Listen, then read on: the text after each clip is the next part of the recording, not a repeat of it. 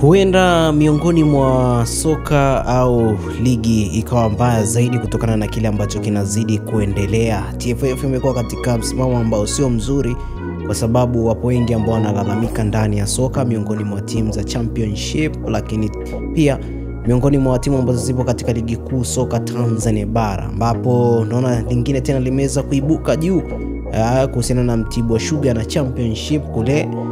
Mambo hayajaenda vizuri. Ni hivi, msemaji wa klabu ya Mtibwa Sugar Tobias Kifaru, ambao ni mabingwa wa ligi ya championship nchini Tanzania, amesema wao wamekabidhiwa kombe tu baada ya kushinda ubingwa, lakini bado hawajapewa kiasi chochote cha pesa kama sehemu ya zawadi.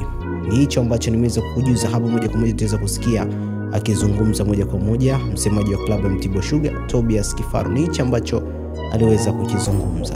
Kukabidhiwa kombe la ubingwa wa ligi ya championship ambacho tulikipata pale, nikabidhiwa kombe la ubingwa wa ligi ya championship. Hakukuwa na jambo jingine ambalo tulilipata pale. Siku ile ambapo tunakabidhiwa kombe, na ilikuwa tunacheza mchezo wetu wa bonanza la kuhitimisha au kuaga sasa na kurejea kwenye ligi kuu, tukicheza na Mbeya City, matokeo ambayo tulifungana 2-2 pale Dar es Salaam. Na siku baada ya kukabidhiwa kombe, ndio tulikabidhiwa kombe na kukuwa na jambo jingine ambalo sisi tulilipata zaidi ya kombe ambalo tumerudi nalo kwenye mashamba yetu ya miwa. Na vipi kuhusiana na zawadi, pengine kwa maana ya pesa, wanasema nini? Ama kabla ya mashindano mliambiwa nini kuhusiana na pesa?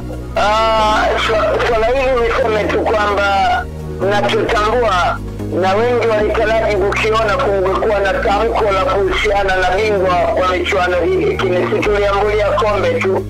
Sisi kama klabu tunafahamu hatuendeshi klabu kwa kutegemea pesa za mashindano. Sisi tuna budget ya kiendeshaji ya mwaka mzima.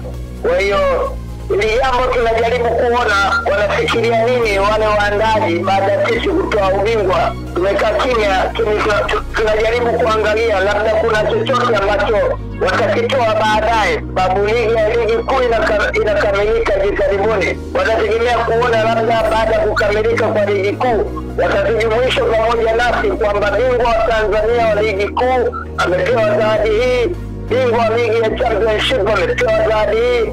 Na sisi yetu macho tunajaribu kuangalia waandaaji kuna nini ambacho watakifanya baada ya Mtibwa kutoa ubingwa wa ligi ya championship. Lakini mwanzoni kabisa mwa msimu mliambiwa bingwa wanachukua bei gani kutoka huko championship?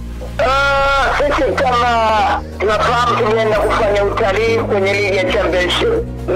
Sisi lengo letu lilikuwa tuweze tu kupambana na tuweze kurejea nyumbani kwenye ligi kuu. Lakini hatukufuatilia kwamba kuna nini baadaye baada ya kutoa ubingwa. Kwa hiyo sisi tumekuwa pole, tukisubiri sasa labda kuna namna yote ya kusikiliza wenzetu wana mpango gani kumzawadia bingwa ligi ya championship.